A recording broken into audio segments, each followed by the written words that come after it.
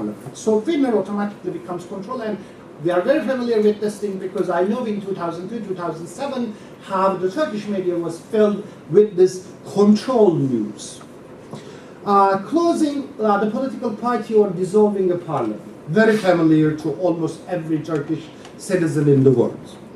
The SCAF, its decisions, this military council, this is immediately after almost all military takeovers. So among many available choices that they had, unfortunately Egypt is choosing the worst model of Turkey.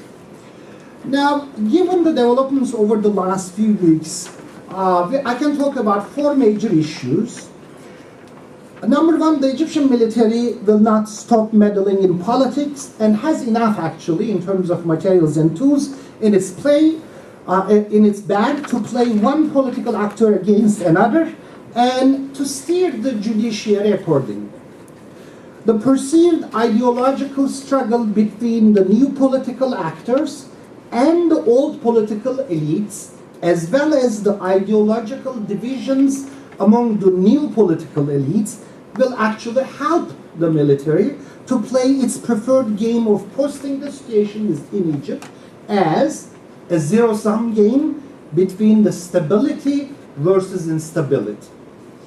Positions taken by outside actors, among which American reactions to the power grab efforts of the SCAF and the prospect of a continued military judicial tutelage regime will play an important role and carry implications far larger than securing a truly democratic transition in Egypt. Based on experience not only in Turkey but also in other cases where a similar struggle has taken place, the most crucial factor that will shape the future of Egypt will be to secure a truly democratic constitution. In the absence of this, regardless of power struggle among the political actors, Egypt will face a road filled with institutional and political mines, and this will be an extremely difficult walk for Egypt. The four factors represent the domestic and international and systemic factors that will shape the question of Egypt evolving into what? Let me provide some insights, but before I do that, I would like to remind all of us, all those analysts who study Egypt, that one of the major issues while trying to analyze the present-day Egypt is to overcome the duality between Islamists and secularists. While this may serve as for referring to one of the many aspects of the identity politics and a reality in Egypt, it does major injustice to the plurality of the positions and the new realities of the post-Mubarak Egypt.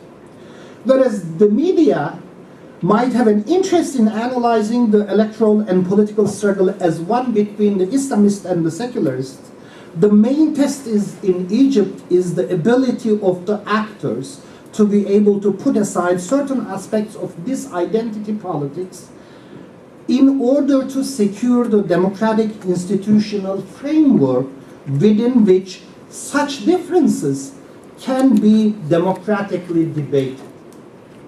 If this is not done, the largely non-ideological Egyptian military will achieve its goal to create a narrow space for civilian politics and play one group against another. This can best be achieved, trying to establish a democratic institutional framework, can best be achieved through open and honest conversations among political actors and via keeping the spirit of the Tahrir Square. This is also important if the new political actors in Egypt want to extend their appeals to the rural areas.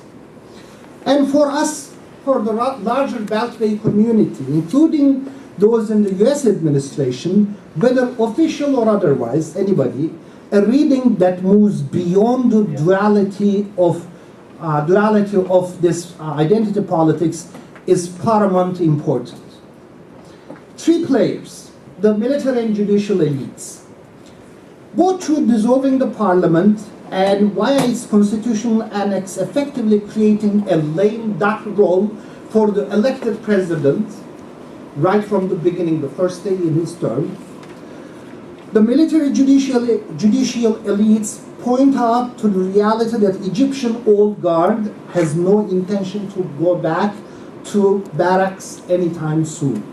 While it continues to play the lip service to the transition, the military has continuously shown no respect for the demands of the crowds in Tahrir and has so far skillfully managed to create enough division among the political actors and the larger Egyptian society. The military has the ability to post the situation as a choice between stability and instability, and the potential to instigate the later, the fear of instability. The new political actors has a huge responsibility to overcome their differences in order to change this game. Perceiving itself as the protector of the Egyptian future and based on deep mistrust to open and democratic politics, Egyptian military will potentially continue to narrow down the room for open political debate.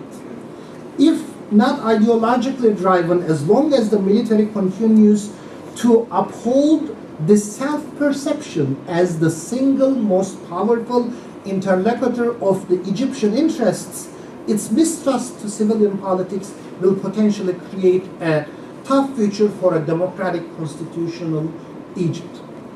While all the elites may prefer Ahmed Shafik over Mohamed Morsi as the president, the mistrust toward any political figure is already portrayed in the addendum to the constitution and the ability to limit constitutional assembly's role. The civilian politicians, the important issue for the civilian politician is that judicial military tutelage, if institutionalized, and there is this danger, will become very difficult to control and to get rid in the future. I know this experience, and it took for Turkey the first free elections in 1946, and the tutelage was over in 2011. So they have to be very careful not to have this being institutionalized. From Ikhwan to April 6 movement, from the Salafis to supporters of Ahmed Shafik, they stand at a historic moment of truth for the political actors who have a stake in creating a leveled playing field for civilian politics. I understand the difficulty of putting aside political and ideological differences. It is difficult, but the current Egyptian institutional environment is unripe. And the democratic politics, what the liberals and everybody else is asking, that everybody should behave this way, they have to see what is the environment that they are operating.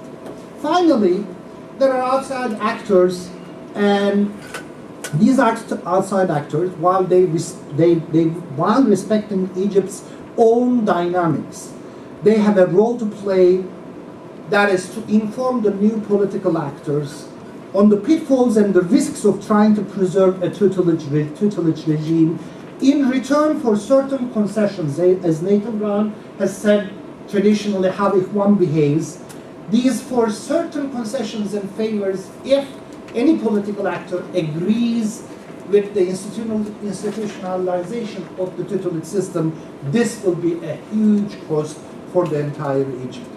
Thank you. Thank you. Thank you for respecting the time limits. I have very quick questions for Professor Brown.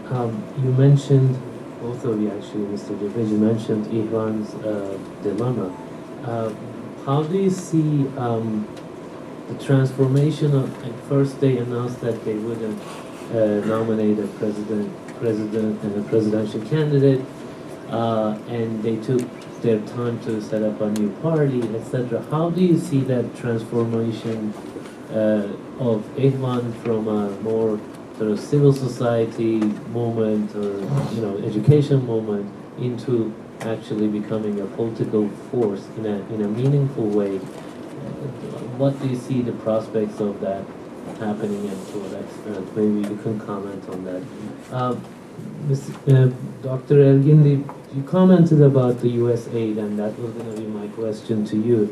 the U.S. aid in the past, in the what we call Camp David order, bought quite a lot. But we saw with the NGO saga, NGO episode, it wasn't as influential in a post-Mubarak era, right? The U.S. had to threaten to cut the aid so that they could, adjust they could take care of the NGO workers. Now is threatening it again.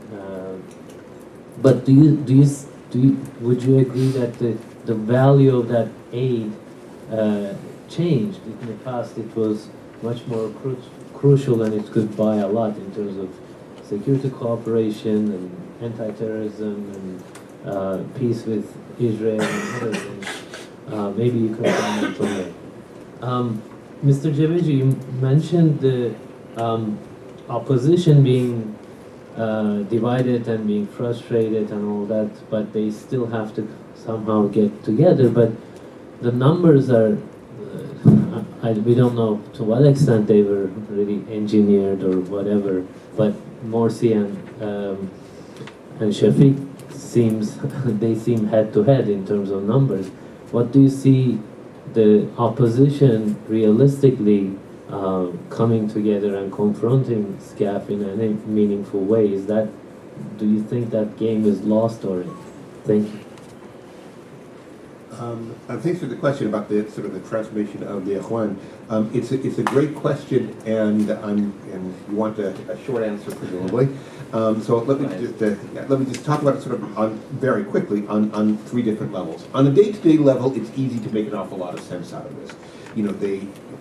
They said they would try to get 1/3 of parliamentary seats.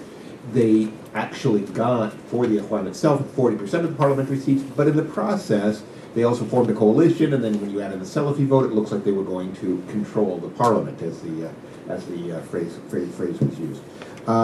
The decision to run a presidential candidate, the Ikhwan says, came after they were basically controlled the parliament, again, to use the unfair language perhaps, and found out they couldn't do anything with it, and after they claimed to have been threatened by the prime minister with the dissolution of parliament with the constitutional court case. So they found that they had won an election, were not allowed to enjoy the fruits of victory, but they would probably be saddled with all the bad policy results and so on. So you can make sense of these on a day-to-day basis, and I think, I don't think the Ikhwan leadership is dishonest. I take these explanations at their face value. But then you go to a second level where it presents a problem for them is right now, when they're in this very difficult moment, they have no friends. It's very difficult for them to reach out to anybody else. Their best relations right now are probably with the U.S. Embassy. I mean, that's a problem. That's not what the place that the Ikhwan wanted to be. So it creates a problem for them politically. But then you move to the third level, where I think it really presents a problem for the organization. This is not an organization that was established, or that presents itself, or I think that even sees itself as primarily about governing Egypt. It is about making Egypt, reforming it on an Islamic basis, reforming each Egyptian and reforming the entire society. And I'll just tell you about an interesting meeting I had with a member of the Guidance Bureau. This was last January, at a time when this was somebody who did not go over to join the Freedom and Justice Party. He'd been left in the Guidance Bureau of the Brotherhood. And I asked him, I said, right after the revolution, we heard all these plans, now the Brotherhood can do what it wants. Of course, it's going to go into politics, but it's also going to, it was going to start its own soccer league, youth camps, labor unions, and so forth and so on. I said, what's going on with all that? And he just looked very tired, and he said, it's so hard. And that's what's happened. The Ikhwan is all about politics now. And I think they will wake up 5 years from now and wonder how they got there. Thank you. Yeah, on the question of aid, yes, I do think the nature of aid has changed, and if you want, the value has changed. I think obviously the aid was always intended to be to buy the United States influence and leverage with Egypt, and was therefore an asset. But I think we've seen aid in many ways has become a liability for the United States, because on the one hand, if you threaten to cut the military package, well, then you're hurting yourself. You're hurting your own strategic interests, including those of Israel and others. On the other hand, if you cut the economic civilian aid package, you're punishing the wrong people. And so I think we found that it hasn't really bought us as much leverage as we thought. From the Egyptian standpoint, the aid also is, from the military standpoint, the aid is, one, an entitlement. It's something that is owed to them because of the role that they play vis-a-vis Camp David or vis-a-vis Egypt's strategic posture over the last 3 decades. And so it's not something that that even belongs to the United States. They don't even have the right to take it away.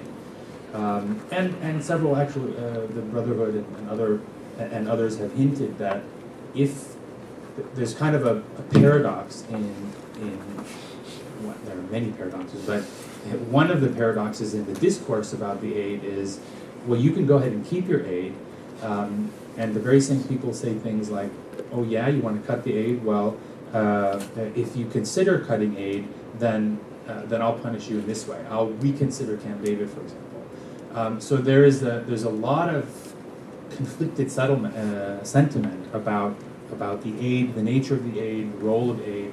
The Brotherhood in particular has been very critical of this strategic partnership, and yet they have threatened to reconsider Camp David if the United States cuts the aid. So I think we found that the aid is not buying us the kind of leverage that we hoped it would.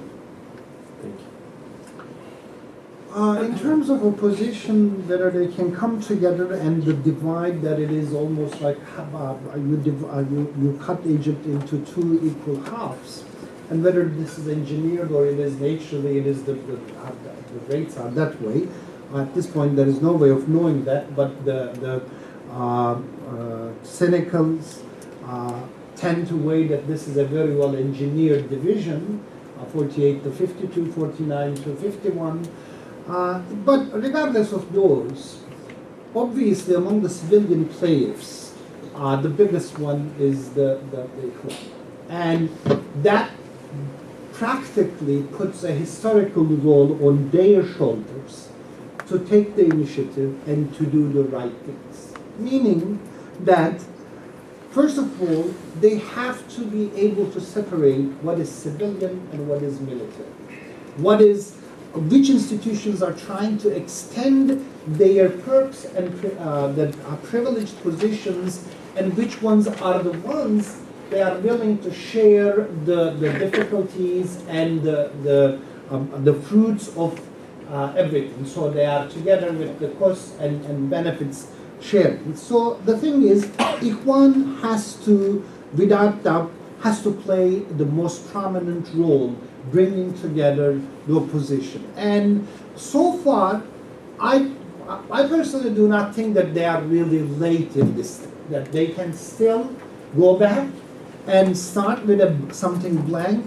There will always be people, from our experience that I know, at a very small percentage, they will never willing to listen to what anybody other than their own people saying.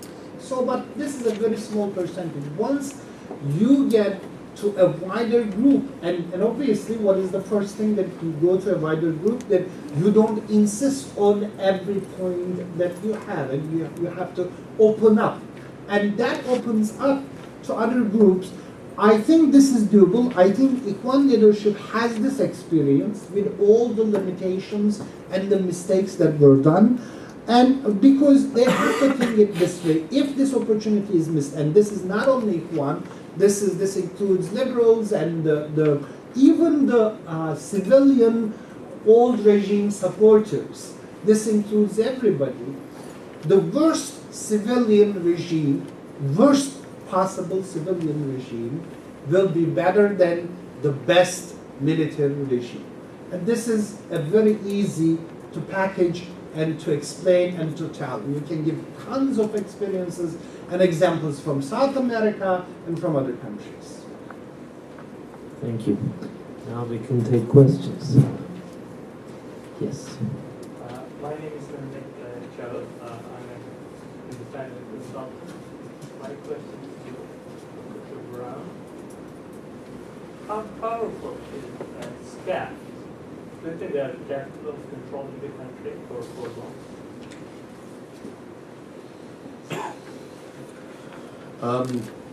I don't know it that well. Do I think that they're capable of controlling the country? I think they've made a big mess of it so far, so the signs aren't good, nor do I think they actually want to. I think they are very happy. Actually, if you take a look at the system as it may evolve, if Morsi is allowed to take the presidency, is the SCAF will be very, very happy to allow the civilian cabinet to run the schools and the hospitals, to pick up the trash and so forth and so on. So I don't think the SCAF, I don't think what it shows any motivation of wanting to have a full military control. If I were to speculate on what its vision is and its mentality, I would say it goes something like this. And there may be some very strong parallels here with Turkey. Not that we want to run the country, but we are the ultimate guarantors of Egypt. There's this messy civilian political system out there. And if they want to be democratic, if they want to run it from Tahrir Square, whatever. But when they start threatening the fundamental institutions of the country or the fundamental national interest, we have to stand up because we are the last barrier between that and chaos or national collapse or calamity or so on. So what they have written in is a system in which I think they have sort of ultimate supervisory authority, at least for the short to medium term, and conceivably for the long term, depending on how they try to write the Constitution. Do I think that vision will work? Fundamentally, no, because when you give people no responsibility, you shouldn't be surprised when they start acting irresponsibly, and that's essentially what happened with the parliament. It was given no power, and so it started acting irresponsibly because it couldn't really do anything. And that's, I think, what would happen in Egypt if the SCAF really tried to write in a Turkish-style role for itself. It would corrupt the civilian political system and almost turn into a self-fulfilling prophecy, where it wouldn't work precisely because the military was standing, as it would see it, in the background, but really in the foreground. Thank you. Yes, yes. To try and build on Erol's comments and ask Dr. Elgindy in light of what Ethan is saying as well. Do you see a real possibility for the slow construction of broad democratic political consensus across the political spectrum, involving all the parties, all the political tendencies, from Salafists to the Ikhwan, through the secular liberals, leftists, and onto the former NDP types. Do you think that there is an opportunity for that, as best you understand whatever the SCAF has in mind, maybe in the run-up to a new parliamentary election, or whatever it might be? And the second part of that is, do you see this as a totally indigenous Egyptian affair? Or is there any outsider attitude, action, admonition to be usefully played? Or are they essentially insulated from that? And then just last, dash. One has the sense that the existing strategic paradigm in the region is out of date. You've got all of the scaffolding and structure in place. I would be so bold as to say the Camp David framework is included in this. That is increasingly out of date and irrelevant to the dynamics that are slowly starting to play through, perhaps over some time. And how does that affect the domestic political evolution, if at all? Yes. Those are three big questions. So I'll leave some for the others too. On the question of the political consensus, I mean, of course, it's theoretically possible. I think it was probably the chances for that kind of consensus were better 18 months ago, on February 12th, for example, of 2011, as opposed to now when there's so much water under the bridge and there's so much bad blood, and as both speakers have pointed out, there is so much mistrust of the Brotherhood in particular, because it does shoulder a greater responsibility, because it is the most organized and the largest and the most powerful and the most experienced in politics. And yet it has always pursued its own agenda, and I think I think there have been shifts inside the Brotherhood, but I don't see, honestly, once again, the likelihood of a consensus that is derived politically organically as opposed to imposed by the staff, which is what they're trying to do by usurping the authority to name the constituent assembly. That likelihood, I think, depends to a great extent on development, on the evolution of the thinking inside of the Brotherhood, the extent to which they are able to essentially be humble. And I think it will take a loss for them to feel that kind of unity. Victory, electoral victory after electoral victory, I think is really unlikely to humble them. Even being alone and isolated, I think, is not enough to humble them. I think they have to feel the genuine, almost existential threat for them to feel that they need others in order to. And then from there, they have a very long way to go in terms of regaining confidence. I don't want to tackle all of it because then I'll just not stop talking. Okay, Erol, foreign policy, maybe Camp David order, you could elaborate on that. Now, I think I would like to start with Nathan, when Nathan Brown has left, that on my judgment, what SCAP wants to do, and I 100% agree, that shift the economics and the garbage collection, and I'm not undermining the activity of garbage collection. I mean, you don't understand the value of it as long as it is done, but once it is not done, then you know that it is the most important thing. So, but the SCAP wants to shift all of those things to civilian, and they would love each civilian actors to come and to play and fail on those ones, because it will make them stronger on their very protected spot. But I don't think SCAP would like to share the decisions in the foreign policy and the security decisions.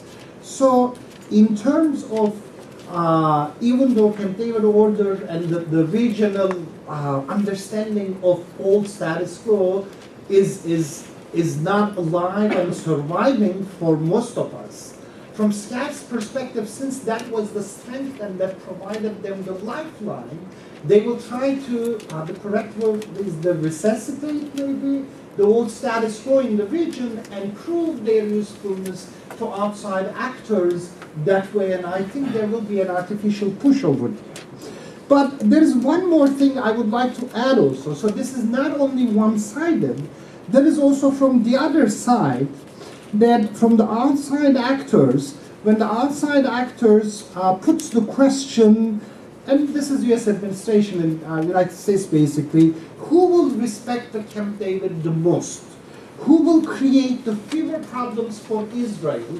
And just fixating and focusing only those two questions and designing the entire Egyptian policy based on the answers to those two questions is not really helping the United States either. And unfortunately, this has been, and even though I agree with Professor Elgindy, this U.S. administration is much more careful, and we have seen these on the American NGOs things, how they walked on a very fine line with staff and with the military. But at the end of the day, if everybody knows that only two questions that the U.S. administration is really looking for answers are those two questions, for staff, they know the answers to those two questions because they have studied that for their entire lives.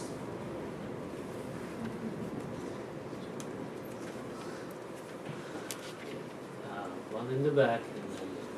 And then... Duality from George Mason University. I actually have a rather hypothetical and short-term focused question for Professor Brown and Dr. Elgindy.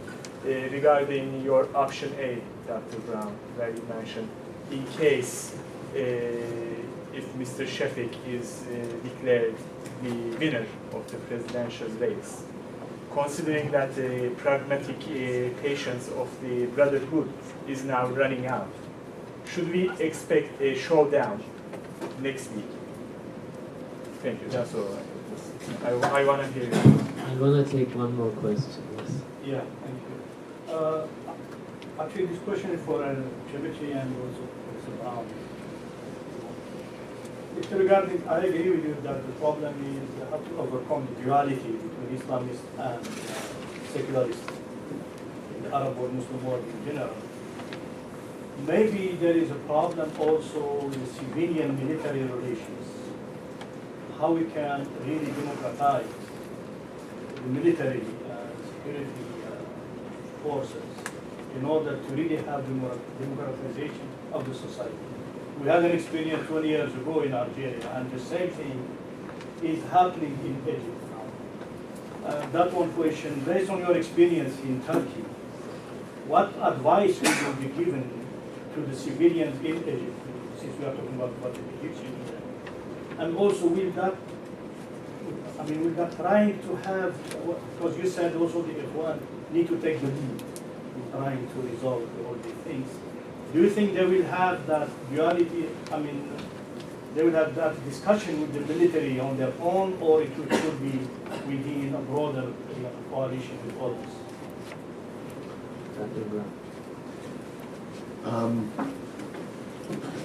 What would a Shafiq victory do? I don't know. I think a real out-and-out confrontation would be possible. I think two things would prevent it. Number one, a very strong effort on the part of Shafiq to prevent it, basically to, call Khaled the Chapter and say, do you want to be my prime minister? Okay? Something like that. And then it would put the Ikhwan in a very, very difficult position. I'm not sure how they would react. But the second possibility would be that the Ikhwan, at every single point when it has come to the brink of confrontation, has pulled back. If they were essentially saw their parliament dissolve, saw in their minds them cheated out of a presidential victory, if they were ever going to stand up and confront the regime at any point, this would be it. But I'm still not sure that they would do it. They may simply decide that this is a game that they would lose. That would lead to an Algerian scenario, and they would rather play tomorrow rather than have to wait for 20 years to play again. Just a very quick comment on military and security reform, and the question was primarily for Erol, but let me just say something there. It seems to me that you cannot have this without a healthy civilian political system, and that means some kind of broad coalition. I was actually optimistic about this. I put military and security reform actually slightly differently, but I was optimistic about this primarily because I thought the Brotherhood, which looked like it was going to be the leading civilian political actor, had fairly sophisticated thinking in this regard. And their regard, they essentially was, we're willing to cut any kind of short-term deal that is necessary. We're not willing to cut a long-term deal. We want to get a civilian political system in place and establish the principle of civilian oversight. But not the practice of it right now. This is a 10 to 20 year project. And I think that was essentially how they planned. What they didn't have was broad support, and in fact other civilian political actors, one of them being, many of them more suspicious of the Ikhwan than they were of the military. So that's where I think the plan may have gone wrong. But ultimately that's the sort of process that we would have to take place. I would like to add something, and I would like to share actually something, one on a personal level, one in the, and I agree with Professor Nathan Brown, this is not a short-term project. In 2003, it was 6 months after I was elected to Turkish Parliament, I was picked up by the Turkish Parliament to be sent to NATO's headquarters in Brussels, in Belgium, SHAPE, it is called, for a new parliamentarian training program for 1 week. I went there, and please keep in mind that I am from AK Party, And there was a Turkish 3-star general in the headquarters who goes from each NATO countries to work there for 3 years and then come back. And then knowing who he is and knowing who I was, at the beginning, I mean, he was not seeing me at all. I was non-existent. But after he has seen me with the Americans and with the British, then he thought that I might be somebody who would be worth to talk to. And then we started to discuss, and then later on he invited me for a lunch, and this was very unusual. And after a couple of glasses of wine he was drinking, he told me something. He said, when I went to military school, the middle school, it starts military, I was 13 years old. And this is 47 years of my life in military. And I have two modes that I have known of human behavior. Either I give orders or I take orders. I don't know a third way of doing business. So when I meet with a civilian, the first 10 minutes I have to make my mind up. Is he gonna give me an order? And I will wait for 10 minutes. If I don't get the orders, I start giving orders. This is on a personal level, my friends. What he was saying, very sincere and very humane. And if I lived that way for that many years, I would behave the same way, and I'm sure you would behave the same. This is on a personal level. Whether this is not unique to Arab countries. This is in South America, in Africa, it is the same. This doesn't discriminate culture. Civilian militaries, usually it is portrayed that the corruption is more in the civilian. No, only the journalists have more access to the civilians. And they have the access to military, you can see the level of corruption over there. So there are a lot of things that this has to be worked out. But in Egypt, the way to take the civilians under control, it is not giving them concessions. That doesn't work, it never worked anywhere else.